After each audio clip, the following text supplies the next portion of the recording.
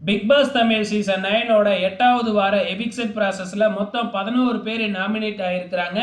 இந்த 11 பேரோட unofficial voting start ஆயிடுச்சு.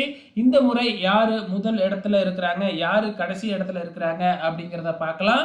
இந்த முறை முதல் இடத்தை பிடிச்ச அந்த நபர் விக்கல்ஸ் விக்ரம் வந்து முதல் முறையா முதல் இடத்தை பிடிச்சிருக்கிறாரு. அவரோட ஓட்டு சதவீதம் 16.43.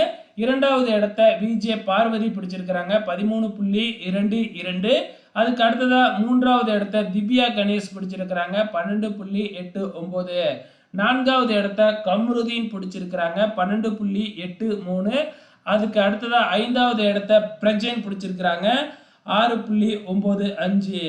ஆறாவது இடத்தை அரோரா பிடிச்சிருக்கிறாங்க 6.08.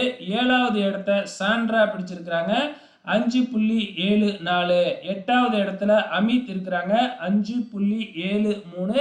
ஒன்பதாவது இடத்துல கனி அவர்கள் இருக்கிறாங்க 5.67.